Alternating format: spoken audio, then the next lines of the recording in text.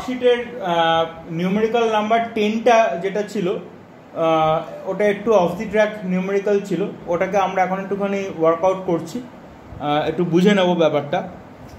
কোয়েশ্চেনটাকে আগে আমি read out করছি, দেখো একদম বোর্ডে লেখা আছে, the resultant of the two vectors vector P and root two P is inclined at an angle theta with the larger one, so that theta not greater than pi by 4. ঠিক আছে, theta not greater than, এই সিম্বলটাকে নিশ্চয়ই জানো, শুধু যদি এরকম থাকতো তাহলে পরে হতো হচ্ছে গ্রেটার দ্যান, যেহেতু এটা এরকম কেটে দেওয়া আছে তার মানে নট গ্রেটার দ্যান, তার মানে থিটা পাই বাই 4 এর থেকে বড় হতে পারবে না। ঠিক আছে, পাই বাই 4 হতে পারে বা তার থেকে কম হতে পারে, পাই বাই 4 এর থেকে গ্রেটার কোনো সময় হবে না। তো কিভাবে আমরা করছি দেখো, এখানে আগে according to the instruction provided with the question আমরা এখানে ফিগারটাকে আগে ড্র করেছি। ফিগারটাকে খেয়াল করো, the resultant of the two vectors vector P and root two P, তাহলে এখানে ভেক্টর পি আছে আর এখানে রুট টু পি আছে। তো এদের মধ্যে হচ্ছে লার্জার যে ওয়ান, এই যে বলেছে লার্জার ওয়ান, বড় যে ভেক্টরটা সেটা কোনটা, রুট টু পি। তো রুট টু পি কে আমরা এখানে রেখেছি, সেই রুট টু পি মানে লার্জার ওয়ানের সঙ্গে রেজাল্ট্যান্ট যে ভেক্টরটা, ঠিক আছে, রেজাল্ট্যান্ট সে কতটা অ্যাঙ্গেল করেছে বলেছে থিটা, তাহলে এই যে রেজাল্ট্যান্ট আর সে কতটা অ্যাঙ্গেল করেছে থিটা। ঠিক আছে, এটা পি ভেক্টরটা আছে। তো তাহলে এখানে রুট টু পি আর আর এর ইন্টারমিডিয়েট অ্যাঙ্গেল হচ্ছে থিটা, পি ভেক্টর আর আর ভেক্টরের ইন্টারমিডিয়েট অ্যাঙ্গেল হচ্ছে ফাই। আমি এর আগের ভিডিওতে বলে দিয়েছিলাম যে হেড টু হেড কানেক্ট করলেও চলবে, টেল টু টেল কানেক্ট করাও যায়, হেড টু হেড কানেক্ট করাও তো ইন্টারমিডিয়েট অ্যাঙ্গেল একই থাকবে। তো আমরা এখানে ল্যামিস থিওরেমকে অ্যাপ্লাই করছি। ল্যামিস থিওরেম কি বলেছিল, বলেছিল যেটা যে সেটা হচ্ছে যে কোনো একটা, মানে ধরো তোমাকে একটা ট্রায়াঙ্গেল প্রোভাইড করেছে, সেই ট্রায়াঙ্গেলের যে কোনো একটা সাইড আর অপোজিট অ্যাঙ্গেল, সেই সাইডের যে অপোজিট অ্যাঙ্গেল তার যে সাইন, ঠিক আছে, sine of that particular angle, সেই তার যে রেশিওটা সেটা সবসময় ইকুয়াল হবে। ঠিক আছে, তুমি যে পেয়ারই তুমি নাও না কেন, pair of side and opposite angle নাও না কেন, তার জন্য ইকুয়াল হবে। ল্যামিস থিওরেম অলরেডি আমরা এর আগের ভিডিওটাতে প্রুফ করে আমরা দেখে নিয়েছি।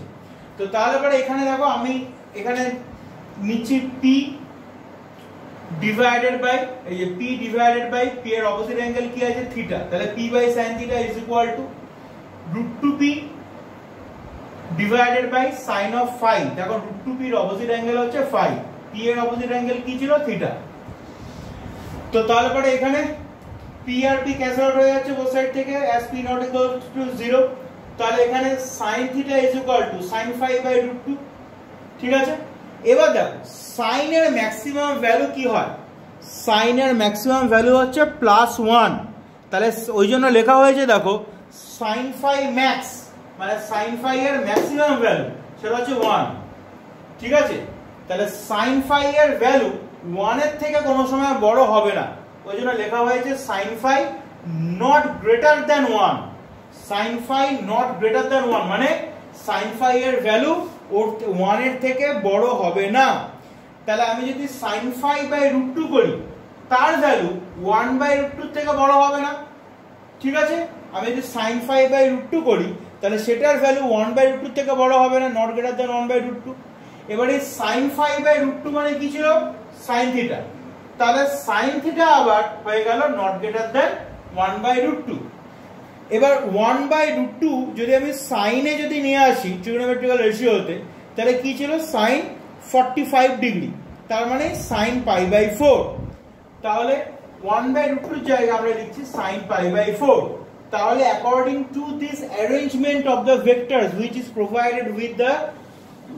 provided with the figure, ঠিক আছে, যে ফিগারটা আমরা এখানে ড্র করেছি সেখানে যেটা প্রোভাইড করেছে সেই ফিগার অনুযায়ী, তার মানে এই যে sin থিটার যে ভ্যালু সেটা এখানে according to this diagram sin থিটার যে ভ্যালু সেটা sin পাই বাই 4 এর থেকে গ্রেটার হবে না, ওই জন্য sin থিটা এখানে লেখা হয়েছে not greater than sin pi by 4।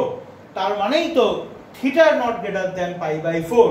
এবার তুমি যদি বলো যে কেন স্যার থিটার ভ্যালু 90 ডিগ্রি হতে পারে, কেন স্যার sin থিটার ভ্যালু তো আপনি একটু আগে বলেছেন sin এর তো ম্যাক্সিমাম ভ্যালু 1, তাহলে এখানে কেন sin এর ভ্যালু 1 বাই রুট টু থেকে গ্রেটার হলো না।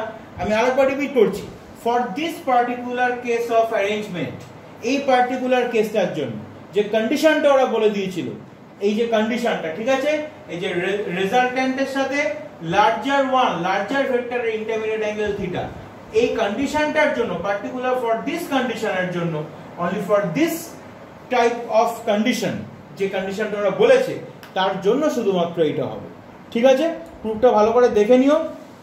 আর যদি কোথাও কোনো এছাড়াও কোনো সমস্যা হয় আমাকে জিজ্ঞাসা করে নিও, হোয়াটসঅ্যাপের গ্রুপে জিজ্ঞাসা করতে পারো, কোনো প্রবলেম নেই। আর দেখলেই আমি এর আগের ভিডিওটাতে যখন সাইন ল যখন প্রুফ করেছিলাম, Lami's theorem which is also named as the sine law, তো তখন বলেছিলাম এটা ইউটিলিটি ফ্যাক্টরটা খুব মারাত্মক ইউটিলিটি ফ্যাক্টর, দেখে বুঝতেই পারছো নিউমেরিক্যালটা কত ইজিলি আমরা করতে পারলাম।